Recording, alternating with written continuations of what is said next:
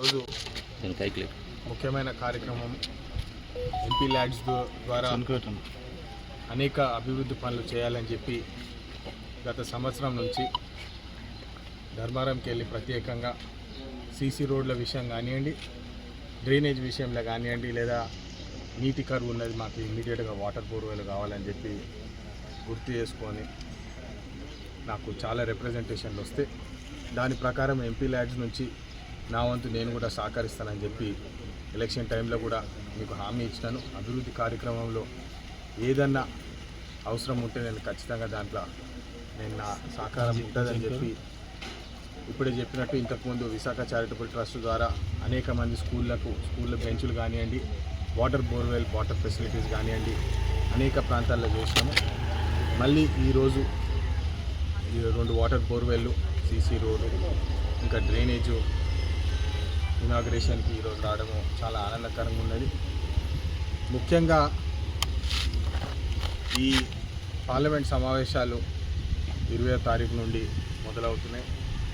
ఈసారి భారతీయ జనతా పార్టీ ఏదైతే దేశవ్యాప్తంగా ఏదైతే కుట్ర చేస్తుందో మీరందరూ చూస్తున్నారు. ధర్మపురి అంటేనే లక్ష్మీ నరసింహస్వామి, మరి కోటి లింగాల ఆలయం ఉంటుంది. మీరందరూ చూడాలా, గమనించాలా. మనకు ఇక్కడ భక్తి ఎక్కువ, చాలామంది దేవుడు భక్తులు ఉంటారు.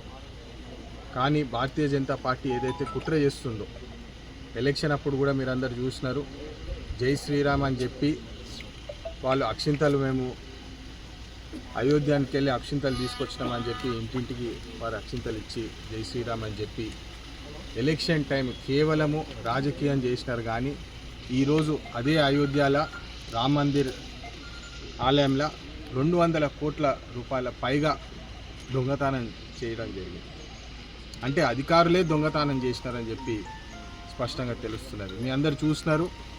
కోర్టు కేసు అప్పుడు కూడా నరేంద్ర మోడీ గారే నేనే స్వయంగా కోర్టు కేసు గెలిపించిన, భూమి స్వయంగా నేనే ఇప్పించిన, మరి విగ్రహం కూడా నేనే చేయించిన, రాముడి విగ్రహం కూడా నేనే చేయించిన, నేనే ఆడ పూజలు చేసిన అని చెప్పి మీరు చూసినారు. శంకరాచార్య వర్యులను కూడా బయట కూర్చోబెట్టి స్వయంగా మోడీ గారే లోపల కూర్చొని పూజలు చేసి పునస్కారాలు చేసినామని చెప్పి వారు ఏదైతే పెద్ద ఎత్తున మార్కెటింగ్ చేసినారో, మరి ఈరోజు 250 కోట్ల పైగా ఏదైతే హుండీకి వెళ్ళి గొటాలా అయిందో, ఏదైతే దొంగతనం అయిందో, మరి దీని మీద మౌనంగా మోడీ గారు ఎందుకున్నారని చెప్పి ప్రతి ఒక్కరూ ఇది గమనించాల్సిన విషయము.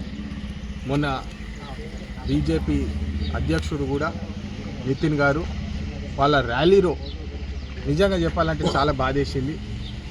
హనుమంతుడు వేషం వేసుకొని ఒక అబ్బాయి భారతీయ జనతా పార్టీ ఫ్లాగ్ పట్టుకొని ఆయన డాన్స్ చేసుకుంటా, నితిన్ నబీ గారు పైనుంచి చూసి ఏదో చప్పట్లు కొట్టుకుంటా ఇదైతే డ్రామాబాజ్ చేస్తున్నారో, వీళ్ళు ఏదైతే నాటకాలు చేస్తున్నారో ఇది కరెక్ట్ కాదు. ప్రజలు గమనిస్తున్నారు. దేవుడి పేరు చెప్పుకొని వీళ్ళు ఏదైతే రాజకీయాలు చేస్తున్నారో దాన్ని వ్యతిరేకించే అవసరం ఉన్నది. అందరూ కూడా అది గమనించాలి. ఈసారి పార్లమెంట్ సమావేశాల్లో కూడా పెద్ద ఎత్తున బిల్స్ పెట్టడం జరుగుతున్నది. వాళ్ళు టీఎంసీ ఎంపీలను కొనేసినారు, శివసేన ఉద్ధవ్ ఠాక్రే ఎంపీలను కొనేసినారు. మళ్ళీ ఇట్లాంటి ఏదైతే ఎంపీలతోటి ఏదైతే బయింగ్ సెల్లింగ్ ఏదైతే ఈ రాజకీయాలు చేస్తున్నారో 2/3 మెజారిటీ కావాలని చెప్పి ఏదైతే వాళ్ళు ప్రయత్నిస్తున్నారో, ప్రజలు ఇచ్చిన ఓటింగ్ వాళ్ళకి కేవలం 250 సీట్లే. కానీ వాళ్ళు 360 సీట్ల దాకా వాళ్ళు ఇప్పుడు ఎంపీలని ప్రెషర్ పెట్టి, ఈడీ పెట్టి, సిబిఐ పెట్టి వాళ్ళ మీద ప్రెషర్ పెట్టి వాళ్ళని కన్వర్ట్ చేయాలని ఏదైతే చూస్తున్నారో అది మన రాజ్యాంగానికి వ్యతిరేకంగా నడుస్తున్నది.